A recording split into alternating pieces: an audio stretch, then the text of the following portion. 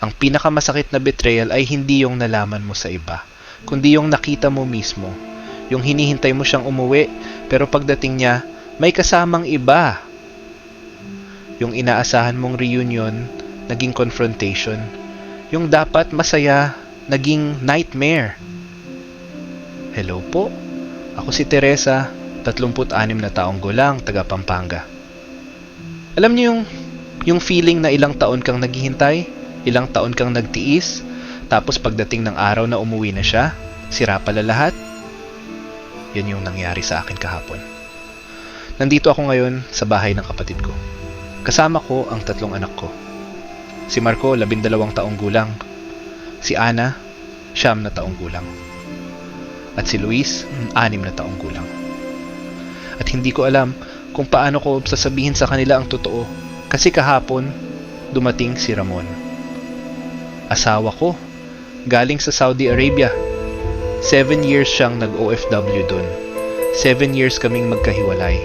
7 years akong naghintay. Pero nung dumating siya sa airport, hindi lang siya ang nakita ko. May kasama siyang babae, Filipina, at may hawak na bata, 3 taong gulang siguro. At nung lumapit sila, sinabi niya sa akin ang totoo. Teresa, ito si Linda, asawa ko, at ito si Ramon Jr., anak namin. At dun, bumagsak ang mundo ko. Ang OFW life ay sacrifice, pero hindi lahat ng sacrifice ay may happy ending. Minsan, ang sacrifice mo ay para sa future ninyo. Pero minsan, ang sacrifice mo ay para sa future nila, kasama ang iba.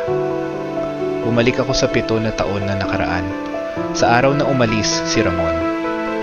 Kami ni Ramon magkasintahan since high school.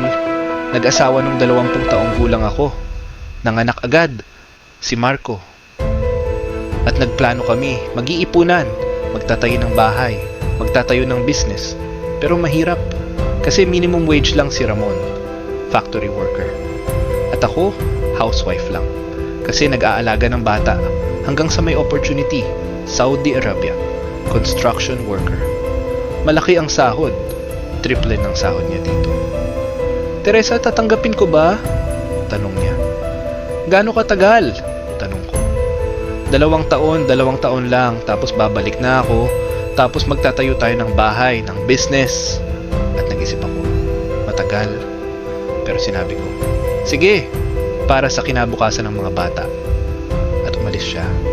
Naiwan ako, mag-isa, kasama ang 2 anak, kasi buntis ako noon kay Ana. Ang problema sa 2 years lang ay dumadating ang extension. Ang sandali lang ay nagiging konting tiis pa. At ang babalik ako ay nagiging next year na. Hanggang sa makalimutan na kung ano ang original na plano. Una, okay naman. Nag-uusap kami. Araw-araw. Video call, text, chat. At nagpadala siya ng pera. Regular, malaki. At nagsimula kaming mag-ipon. At excited ako. Kasi 2 years lang. 2 years, babalik na siya. At magtatayo na kami ng bahay. Pero dumating ang problema. After 2 years, nag-extend ang contract. 2 years pa daw. Teresa, okay lang ba? 2 years pa. Pero mas malaki na ang sahod. Mas mabilis tayo makakaipon. Sige. Pero yun na, 4 years total. Tapos balik ka na. Oo, promise. At naghintay ako. Ulit. Red flag sa OFW relationship. Kapag laging may extension, kapag laging may dahilan, kapag laging next time na. Kasi minsan, ang extension ay hindi dahil sa trabaho, kundi dahil ayaw na niyang umuwi. Pero after 4 years, nag-extend ulit. 3 years pa daw, kasi promoted na, supervisor na. Teresa, last na to, I promise. 7 years total, tapos balik na talaga. Ramon, 7 years. Ang tagal nun. Si Marco, 12 na. Si Ana, 9 na. Si Luis. Alam ko, pero kailangan natin to para sa future nila, para sa education nila. At pumayag ako. Kasi ano pa bang magagawa ko? Kasi kailangan namin ng pera. Pero habang tumatagal, nag-iba na. Naging rare na ang calls. Naging short na ang messages. Naging cold na. Ramon, miss na kita. Kailan ka uuwi? Message ko. Soon. Busy lang. Sorry. Soon. Lagi na lang soon. Ang emotional abandonment ay mas masakit kaysa physical absence. Kasi physically, alam mo kung nasaan siya. Pero emotionally, wala na. Nawala na. At hindi mo alam kung kailan nawala. Basta nung nag-check ka, wala na. Pero patuloy ako. Patuloy akong nag-alaga ng mga bata. Nagluto, naglinis, nagtustos ng school. Lahat, mag-isa. At nagpadala pa rin siya ng pera. Regular, pero yung communication wala na. Hanggang sa last year, nag-announce siya. Teresa, next month uuwi na ako. Final na, 7 years na, tapos na ang contract. At nag-celebrate ako. Nag-prepare, naglinis ng bahay, nagluto ng favorite niya, nagbili ng bagong damit para sa mga bata. At excited kami. Lalo na si Marco.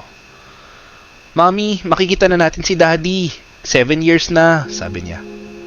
Oo, anak, makikita na natin siya. At nag-countdown kami. Araw-araw. Ang expectation ay double-edged sword. Kapag na-meet, masaya ka. Pero kapag hindi, doble ang sakit. At yung mas masakit, yung alam mong may mali pero nag-pretend ka pa rin na okay. At dumating ang araw. Pumunta kami sa airport. Kasama ang 3 bata. Naka-banner pa. Welcome home, Daddy! At hinintay namin siya sa arrival area. Kinakabahan ako, excited, nervous, at lumabas na siya. Nakita ko siya. Payat, maputla, pero nandun pa rin yung mukha niya. Yung mukha ng asawa ko, pero may kasama siya. Babae, Filipina, payat, maganda, at may hawak na bata, lalaki. 3 taong gulang siguro, at lumapit sila, papunta sa amin, at nag-stop ako. Hindi ako makagalaw. Mami, si Daddy yan! Sigaw ni Marco. Tumakbo siya papunta kay Ramon. Pero nag-stop si Ramon, hinawakan si Marco. Marco, anak! Ang laki mo na! Daddy, miss na kita! At yumakap si Marco. At yumakap din si Ana at Luis. Pero nakita kong hindi komportable si Ramon. Nakita kong may guilt sa mata niya. At lumapit ako, dahan-dahan. Ramon! Tawag ko. Tumingin siya sa akin, namutla. Teresa, kumusta? Okay naman, ikaw? Okay din. At awkward silence. Tahimik lang kami, nakatingin lang. Hanggang sa nagsalita yung babae. Excuse me, sino po kayo? Tanong niya. Ako si Teresa, asawa ni Ramon. Ikaw? Ako si Linda, asawa rin ni Ramon. At dun, napatigil ang mundo ko. Asawa? Oo, kasal kami. 3 taon na. At ito yung anak namin, si Ramon Jr. At tumingin ako kay Ramon. Totoo ba? At yumuko siya, hindi sumagot. Sumagot ka, Ramon! Totoo ba? At tumango siya. Oo, totoo. At sumigaw ako. Tangina mo, Ramon! Tangina mo! Now! At lumapit ang security. Ma'am, kalma lang po. Pero hindi ako makakalma. Kasi tangina, 7 taon. 7 taon akong naghintay. 7 taon akong nag-alaga ng mga bata. 7 taon akong nag-iisa. Tapos babalik siya. May kasamang asawa. May kasamang anak. Ang bigamy ay hindi simpleng pagkakamali. Ito ay deliberate act. Ito ay desisyon na ginawa ng paulit-ulit. At ang bawat desisyon na yan ay pagtatalikod sa pamilya mo. Pagtatalikod sa pangako mo. Umuwi kami sa bahay. Pero hiwalay. Ako kasama ang 3 bata sa bahay. Sila ni Linda at Ramon Jr. Nag-hotel at kinausap ko ang mga bata. Sinabi ko ang totoo. Marco, Ana, Luis, may sasabihin si Mami. Si Daddy may bagong pamilya na. May bagong asawa. May bagong anak. Pero ikaw pa rin asawa niya, di ba Mami? Tanong ni Marco. Oo, pero may iba na siyang pamilya. At umiiyak na si Ana. Ibig sabihin, hindi na tayo pamilya? Hindi anak, pamilya pa rin tayo. Pero si Daddy, may iba na siyang pamilya. At umiiyak na ang 3. At yumakap sa akin. At umiiyak din ako.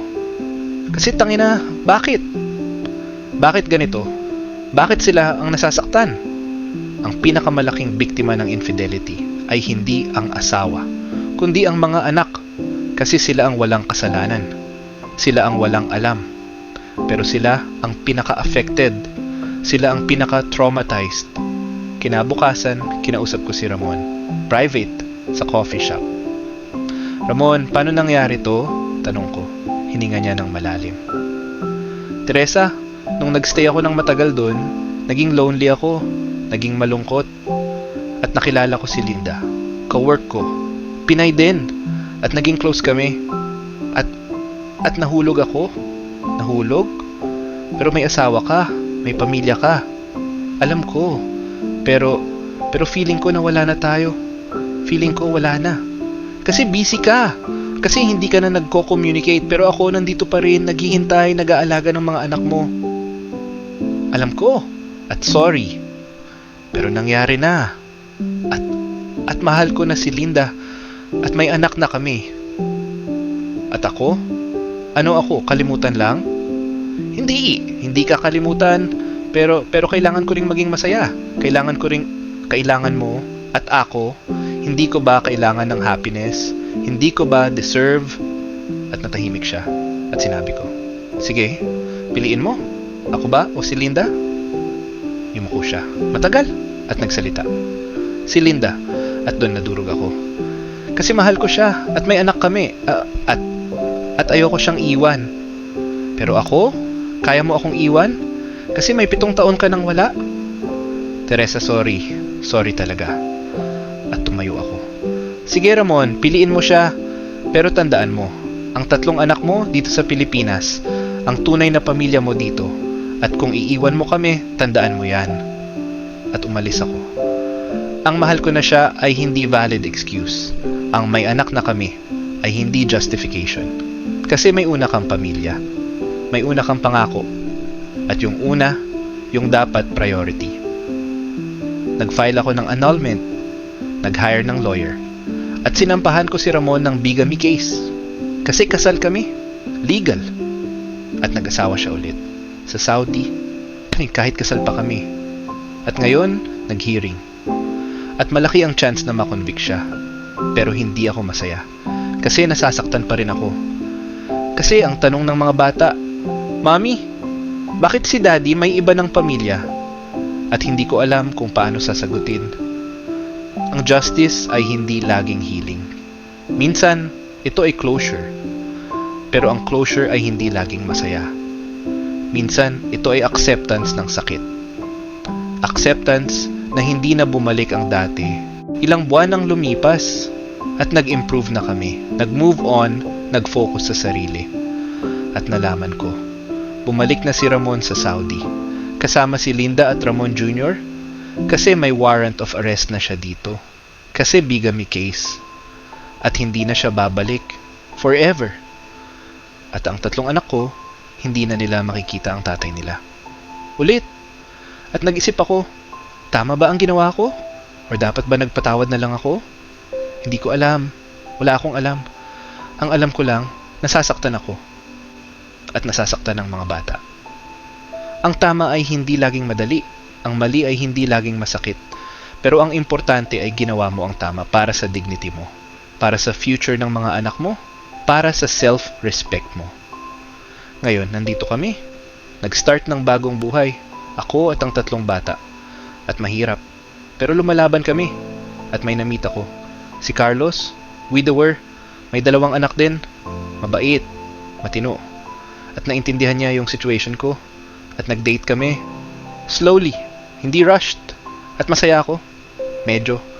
Kasi may nag-aalaga sa akin. May nag-appreciate. At ang 3 bata, nag-adjust din. Unti-unti. Kasi nakikita nila na mas masaya na ako ngayon.